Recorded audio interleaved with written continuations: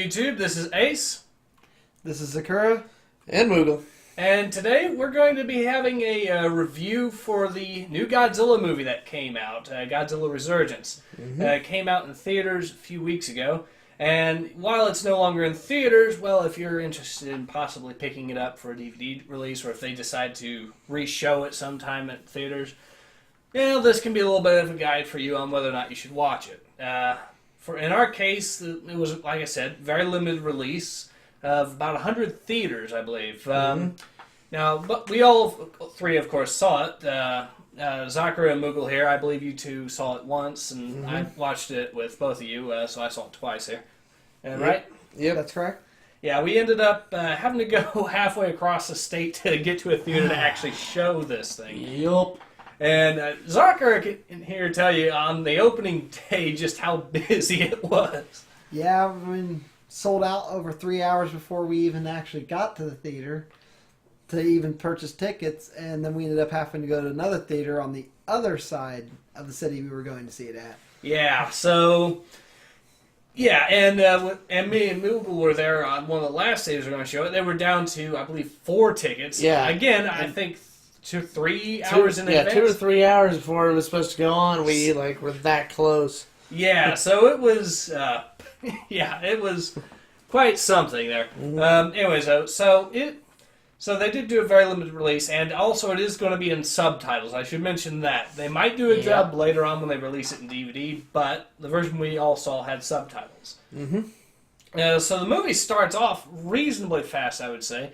You have this thing going on in Tokyo Bay. There's a lot of mystery about what's happening.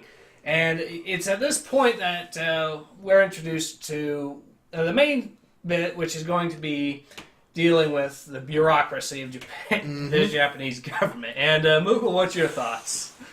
All I know is that there was just too many rooms. Just every time they'd start talking about one thing, it was just, now we're in this room.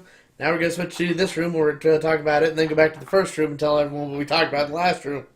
I mean, I appreciate what they were trying to do. It looked like they were trying to say, okay, well, everybody was basically doing what they do in real life. They were basically saying, okay, we don't know who's actually in charge of this, so let's just go to a different room and send this off to somebody else. Yep.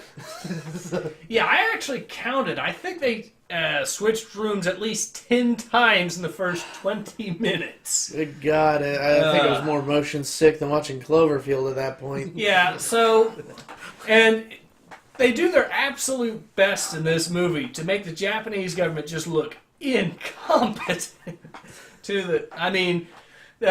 The way they make the Prime Minister look, like there's a bit where he's giving a speech to try to calm the public.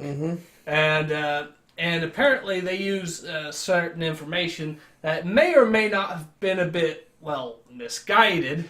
And right after he gives the speech, one of his advisors comes up to tell him something and basically tells him, you just lied to the entire country. Yeah.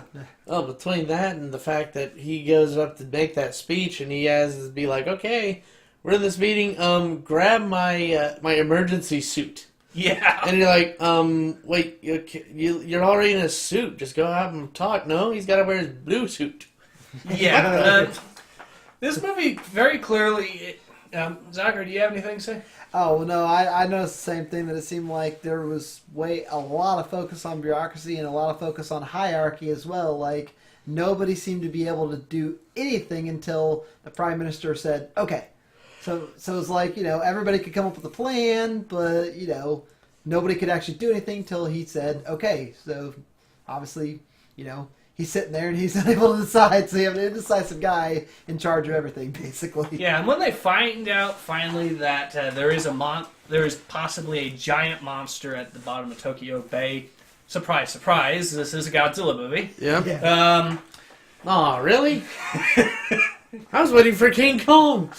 Oh dear. Anyways, but so yeah, at that point, they're trying to figure it out. They're then trying to figure out what the response is, and they're trying to figure out what their options are because of the laws. And there's a bit where they're saying, well, technically we can respond with military force since we're being attacked. And one of the other guys says, well, no, we can't. Not according to this law, because it has to be a country or equivalent that's attacking us. This is no time for semantics. Exactly. Right. But yeah. But the moment, it's interesting that Ace pointed that out, because I noticed that too, because, I mean, it does, if you're knowledgeable about history, there is some precedence there, but it requires a little bit of knowledge about the end of World War II. Mm-hmm.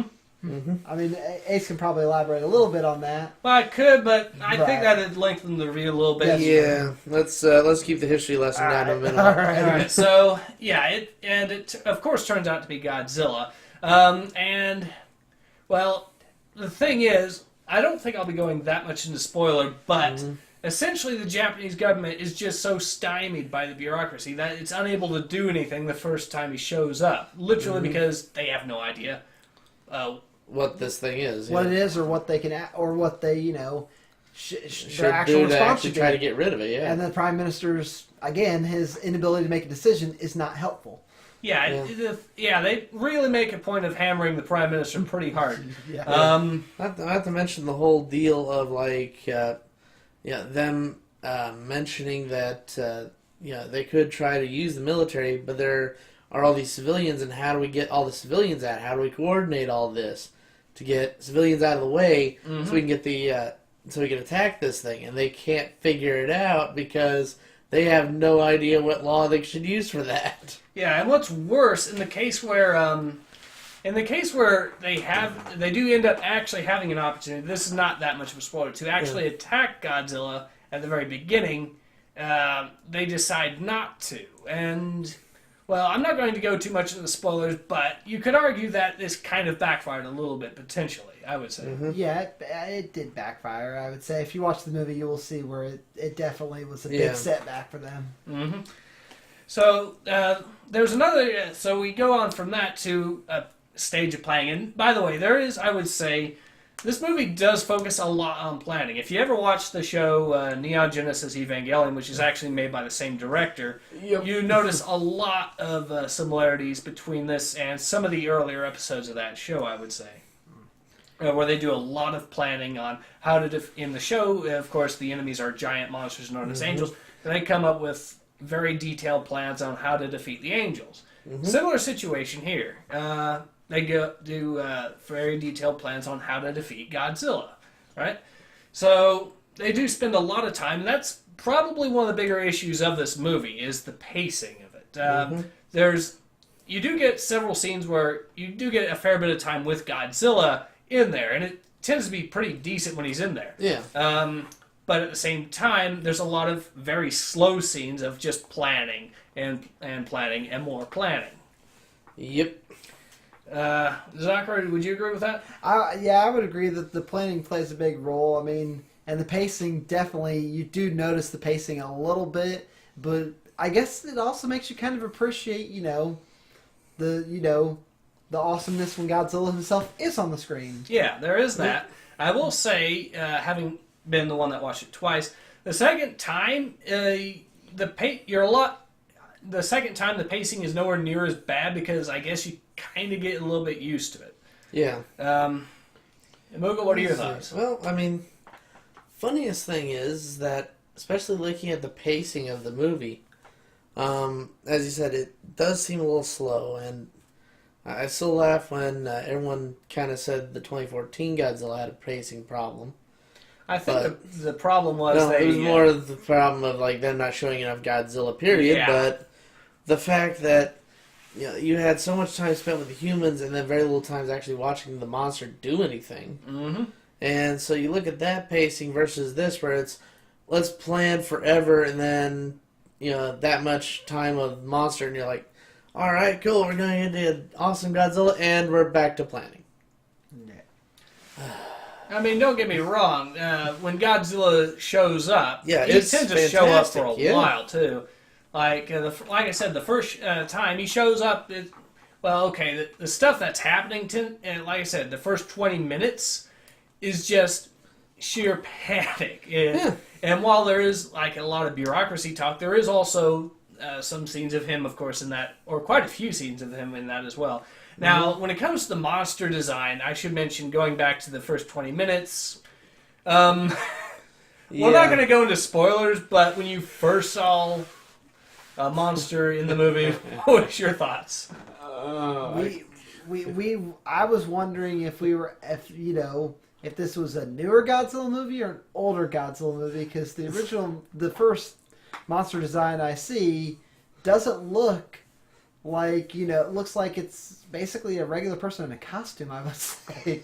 Well, that was a good thing, because it is a callback to the original movies, but at the same time, just looking at the design, I went up and couldn't help but laugh.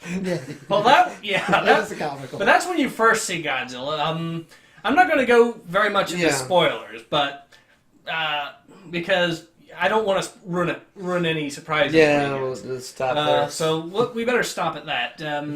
I will say that Godzilla does get to look better later on, but I'm not going to say why. Yeah, he improves.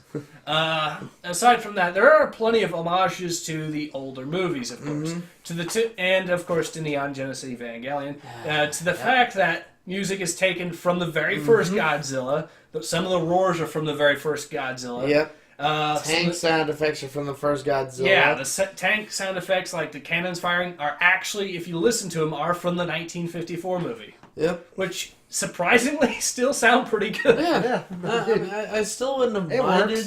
I still wouldn't have minded them re-recording the original. Was it Inafune music? I think it's.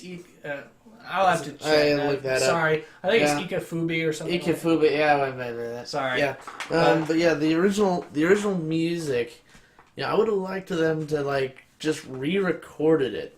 So that way, it's still the original music, but, this is with the modern sound to it, and it's like, okay, thank you. That would have been okay, but, I mean, it still sounds pretty decent, like you said, but it's just, you can tell it's like, you couldn't have, polished that a little bit more? Get, try to get a loan for the London Symphony Orchestra or something, I mean, I liked it myself, but... Yeah. But then with the Evangelion music, it's like, you're just sitting there going, one of these things is not like the others. Yeah, what do you think, Zakura? Well, yeah, I mean, I agree that the sound effect could have used a little polish, but at the same time, some things are classic, and, the Wilhelm scream's been around for a long time, and people still use it. Yeah, it's been around since the 50s. And and it works. I mean, obviously, some people would say it's lazy, but others would say it's an homage. In this case, I would say it does a good job of toning that. It's a very good homage. But it's a very good homage, yeah.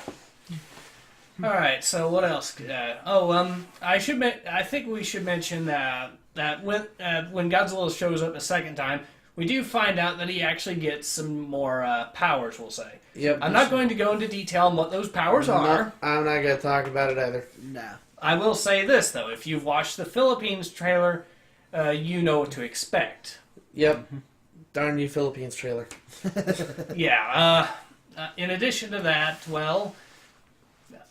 the ending, let's talk about the ending. What do you guys think? I mean, we'll not go into detail, obviously, but... The ending... Did you like it, at least? I thought the ending was okay, but it's definitely a little bit close to, Screaming sequel. Yeah. That's the way Godzilla movies work. Yeah, they always... Yeah. Just because it was always usually just Godzilla walks back in the water, bye, and he's going to come back. Well, we're not going to... We're not going to say what, but yeah. Yeah, So aside from that, what other stuff is in there? Well, one of the issues I did have, aside from all that, the subtitles could be a bit of a problem to a point, and there's a specific reason why. It's because they introduce the characters by showing their name and what their job is a lot of times in text on top of the screen. And you're trying to read the subtitles on the bottom. Yep. Which means you're trying to switch from top to screen, bottom to screen, top to screen, bottom to screen real quick. And this can become a big problem. It was also a big problem for us because we were pretty darn close. So I'm up there trying to read this while at the same time trying to really crane my neck up to see what the heck they... Right, sometimes you might miss certain characters' names because, you just can't make that transition that fast. In my case, I honestly had to give up and just hope that the subtitles would reveal the names in some cases. Right, in some cases you just had to hope that they'd actually refer to them by name later on. Yeah. Aside from a dubbing would have really helped with that. I mean, say what you will about the quality of some dubs, including Godzilla dubs, of course, but at the same time, a dubbing would have helped with that considerably. Yep. Right. So aside from that, I will say that there's a surprising amount of humor in this movie. Oh my god. And it is pretty spot on. That's pretty good. A lot of this stuff, of course, comes from just how incompetent the Japanese government, to the point that it is comical in some cases. Mm-hmm. This switching into the emergency uniform. Yeah. Right. Or just the fact that when someone points out that he's wrong, he's up like, wait, what? Yeah. It's not even the fact that he's saying, wait, what? After the thing, he is still there in the meeting. He's like, wait, what? I'm wrong? Yeah, there's that. And then there's a bit where they're having this meeting in this prime minister. I'm not going to spoil too much again, but the prime minister of this meeting spent so much time that he complains that his soup has gotten cold. Soup has gotten cold. Soup has gotten soggy, and he says, "I knew this job would be difficult." Yeah. There's a bit of that sort of humor. There's also some crazy.